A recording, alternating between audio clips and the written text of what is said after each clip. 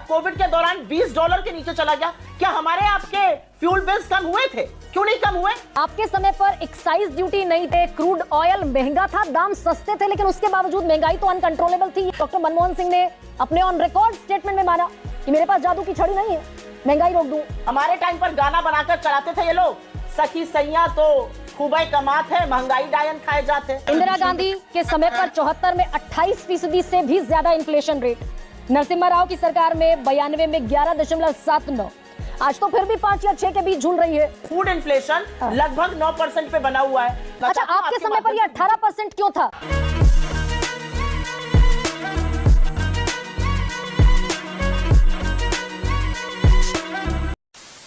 नमस्कार दोस्तों, debate show की एक और मज़ेदार वीडियो में आप सभी का स्वागत है।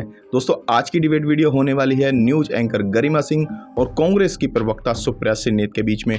दोस्तों, महंगाई को लेकर चल रही डिबेट में कांग्रेस पार्टी की प्रवक्ता का कहना था कि आज मैं ऐसे आंकड़े रखूंगी कि सरकार की कलें खोल दूंगी। लेकिन दोस्तों, जब न्यूज़ एंकर ने कांग्रेस की सरकार के टाइम के आंकड़े रख दिए तो इन मैडम की बोलती बंद हो गई। दोस्तों, डिबेट बहुत मज़ेदार होने वाली है, आपसे अनुरोध है अंत तक जरूर देखना।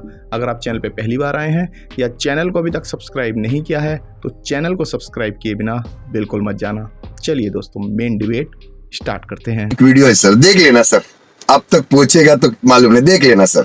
सुप्रिया ने आपके दर्शकों को मेरा नमस्कार, साथ में को पैनलिस्ट को भी। ये जो डेटा है ना, ये रामेश्वर जी को जाके समझाए भाजपा। जब वो डबडबाई आंखों से सब्जी बेचने वाला व्यक्ति कहता है हमारी गुजर नहीं हो रही, ये उस महिला को समझाए जो भी आपके चैनल पर बोल रही थी इतनी महंगाई हो गई, समझ में नहीं आ रहा है बच्चों को कैसे खिलाएं। ये उन 50,000 लोगों को समझाए जिन्होंने सेंट्रल यूनिवर्सिटी से अपना नाम कटवाया। ये उन लोगों को समझाए जो आज अपने बच्चों को पढ़ाने में मजबूर हैं, नहीं पढ़ा पा रहे, पेट काट कर भी नहीं पढ़ा पा रहे हैं।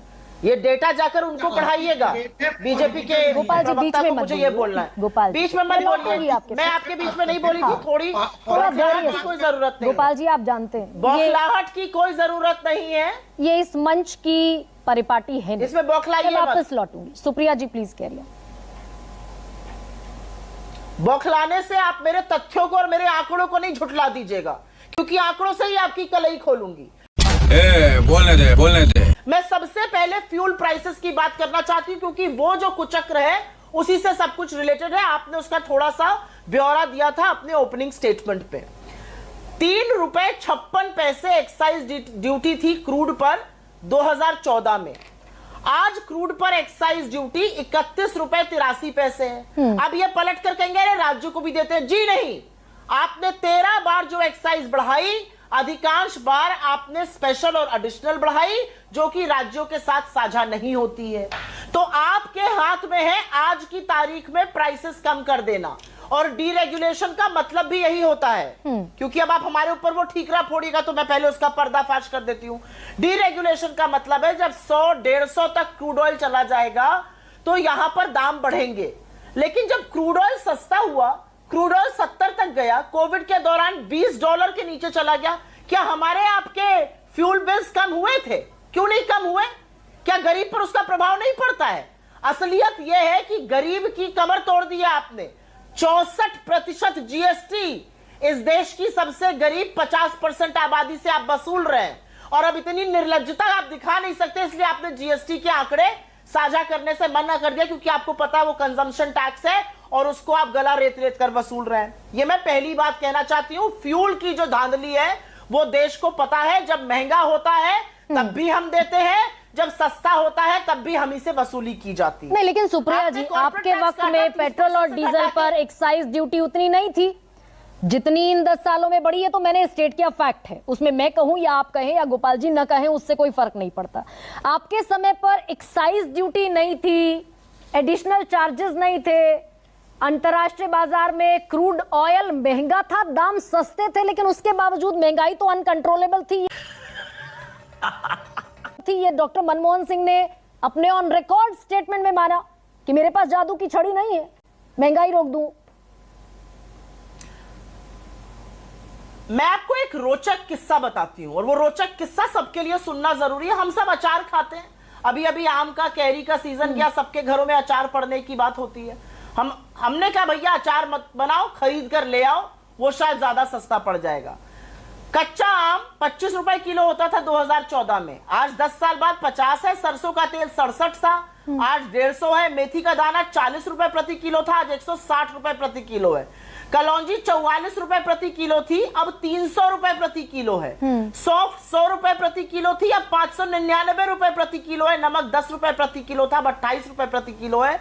और लाल मिर्च जो 210 की थी वो 500 रुपए प्रति किलो हो गई है। इस तरह से दाम बढ़े हैं। दाम ऐसे बढ़े कि 120 का टमाटर है और 70 का प्याज है। हो सकता है वित्त मंत्री खड़ी होकर ये कह दें, क्योंकि लहसुन भी 220 में, कि मैं लहसुन प्याज नहीं खाती। अब वो टमाटर लौकी भी नहीं खाती। लौकी जैसी सब्जी जो हमारे घर में बच्चों को खिलानी मुश्किल हो जाती है, वो भी 75 रुपए पार कर दी। नहीं सुप्रिया जी, एक बार जरा मेरे सवाल पर भी जवाब दीजिए ना। नहीं सुप्रिया एक सेकंड, वो सारी चीजें आप जो कह रही हैं, हाँ, एक्साइज ड्यूटी आपके समय पर कम थी, लेकिन महंगाई अनकंट्रोलेबल थी, और ये डॉक्टर मनमोहन सिंह का स्टेटमेंट है। मैं ये सवाल इसलिए पूछ रही हूं कि क्या सरकार के नियंत्रण में भी सारी चीजें नहीं होती हैं, कुछ आउट ऑफ कंट्रोल होता है? आपका शो आपके सवाल का जवाब है। आपके शो की हेडलाइन आपके सवाल का जवाब है। हमारे टाइम पर गाना बनाकर चलाते थे ये लोग, सखी सैया तो खूबे कमात है, महंगाई डायन खाए जाते। समझ गया मैं। तो जो महंगाई का प्रभाव था वो कम क्यों लगता था? क्योंकि लोगों के पास रोजगार था, आए थी। कोई सेंस है इस बात की? अभी सखी सैया तो नईखे कमात है, महंगाई डायन खाए जाते। सिर्फ होलसेल प्राइस इंडेक्स 15 महीने की ऊंचान पर नहीं है, बेरोजगारी भी 9 महीने की ऊंचान पर पीक पर पहुंच गई है। ठीक है, ये असलियत है। इसलिए मैं कहूंगी कि प्रभाव जो रियल रेट ऑफ ग्रोथ था, एक मिनट बोल लेने दीजिए, जो रियल रेट ऑफ ग्रोथ है वो हमारे टाइम पर ज्यादा था, क्योंकि ग्रोथ रेट भी ज्यादा था और माइनस महंगाई, रियल रेट ऑफ ग्रोथ। इनका ग्रोथ रेट नीचे है और महंगाई भी ऊपर है। इंदिरा गांधी के समय पर 74 में 28% से भी ज्यादा इन्फ्लेशन रेट, नरसिम्हा राव की सरकार में 92 में 11.79, मनमोहन सिंह देश के बेहद मशहूर अर्थशास्त्री, रिनाउंड इकोनॉमिस्ट, 2010 में 11.99% इन्फ्लेशन रेट। आज तो फिर भी 5 या 6 के बीच झूल रही है। मुझे अपने घर जाना है। देखिए, मैं आपके सामने कुछ आंकड़े रख रहा हूं और उसमें मैं पॉलिटिक्स नहीं ला रहा हूं। जो भी इस सिचुएशन को इंप्रूव कर सके, ऑल आर वेलकम। 2004 में हिंदुस्तान की आबादी थी 113 करोड़, आज आबादी हो गई है करीब 144 करोड़। इजाफा हुआ है करीब 27% का आबादी में। ठीक है, अब हम बात करें एक एग्जाम्पल लेके, ताकि दर्शकों और आप सबको क्लियर हो जाए। 2004 में पॉपुलेशन बढ़ी 27%, लेकिन हमारा जो प्रोडक्शन बढ़ा फूड ग्रेन्स का, वो मात्र बढ़ा 17%।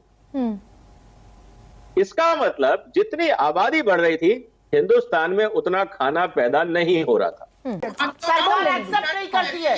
सरकार कहीं पर पकौड़े तलने की सलाह देती है। काम बढ़े हुए तो उनको गोपाल जी चिल्लाने को आपसे ज्यादा तेजी से चिल्ला सकती हूँ, लेकिन ये संवेदनशील मुद्दा है। मेरे आपके तू मैं का मुद्दा नहीं है। समस्या का समाधान के लिए सबसे पहले समस्या को स्वीकारिए। और यहाँ पर एक बड़ी अजीब सी बात कही गई, पॉपुलेशन बढ़ रही है। जब उस पॉपुलेशन से वोट चाहिए होता है तो वो पॉपुलेशन देवतुल्य है। अगर उस पॉपुलेशन की समस्या का समाधान करना है, चाहे वो बेरोजगारी हो, महंगाई हो, तो अलग बातें करी जा रही है। फौज पे खर्चा करना है, सब्सिडी देनी है, स्वास्थ्य, अरे सारी सरकारों ने ये किया है। कोई अलग से 2014 से थोड़ी ये सब शुरू हो गया है। फूड इन्फ्लेशन लगभग 9% पे बना हुआ है। फ्यूल इन्फ्लेशन 20% से ऊपर है, अभी तो चलिए 32% से नीचे आया। मैं आपसे एक सवाल पूछना चाहता हूं, आपके समय पर ये 18% क्यों था? राहत देते हैं, ये थोड़ा सा बताइए जरा। आपके समय पर 18%, 11%, 12%, 13% क्यों था? आंकड़ों को देखिए, अगर आंकड़ों पे बातें करेगा तो आंकड़े भ्रमित करेंगे, और इसलिए मैं आंकड़ों पे बात ही नहीं कर रही हूँ। आंकड़ों से ही आपकी कलई खोलूंगी, इसलिए मैं आंकड़ों पे बात ही नहीं कर रही हूँ। अरे कहना क्या चाहते हो?